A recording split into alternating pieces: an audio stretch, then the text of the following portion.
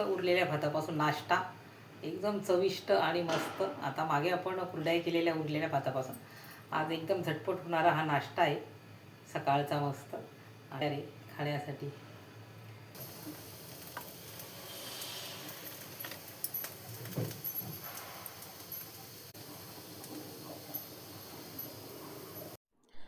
आज आपण नाश्त्याला बनवत आहोत उरलेल्या भातापासून. बघा एकदम मस्त नाश्ता तयार करायचा आपल्याला. तुम्ही पहिल्यांदाच बघाल असा हा नाश्ता. आपण नेहमीच पोहे, उपमा, इडली नेहमीच खातो, पण अशा प्रकारे बघा आपला भात शिल्लक राहतो ना, त्याच्यात आपण एकदम मस्त नाश्ता तयार करू शकतो आणि एकदम चविष्ट.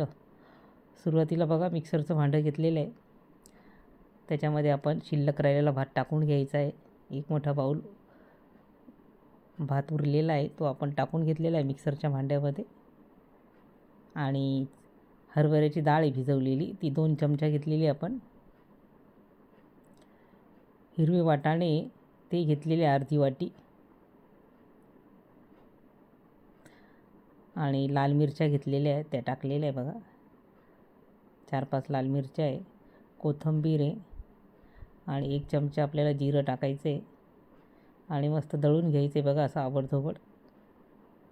आणि एका बाउलमध्ये काढून घेतलेलं आहे दळलेलं आणि त्याच्यामध्ये अर्धी वाटी मी तांदळाचं पीठ टाकलेलं आहे आणि हे सगळं मिक्स करून घ्यायचं आपल्याला.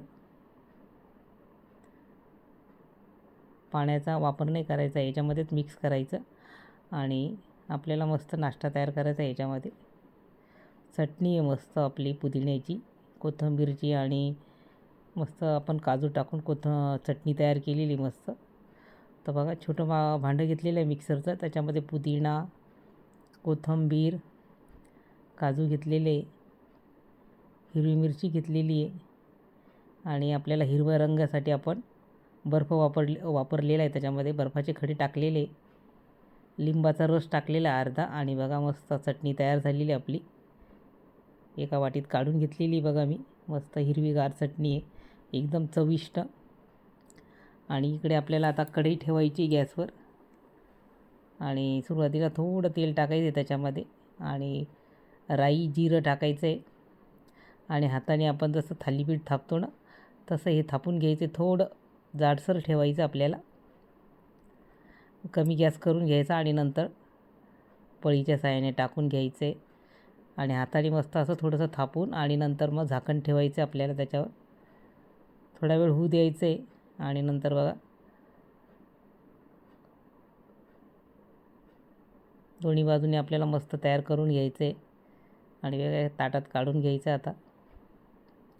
आणि परत दुसरं पण असंच आपल्याला टाकून घ्यायचं आहे अशा प्रकारे बघा आणि झाकण लावून ठेवायचं आहे आणि मस्त तयार होतं आहे आपलं मस्त नाश्त्यासाठी.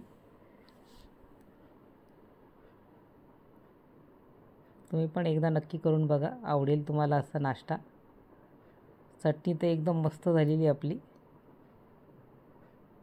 तुम्हाला ही रेसिपी कशी वाटली ते नक्की सांगा कमेंटद्वारे. रेसिपी आवडल्यास लाईक, शेअर आणि सबस्क्राईब करा. मस्त खा आणि स्वस्त राहा. आणि बघा तयार झालेले आपले नाश्त्याचे मस्त उरलेल्या भातापासून आणि चटणी पण मस्त तयार झालेली. आता एका ताटात आपण मस्त सर्व करून घ्यायची चटणी. आणि लाल मिरचीचं पण मी घेतलेलं त्याच्याबरोबर खाण्यासाठी.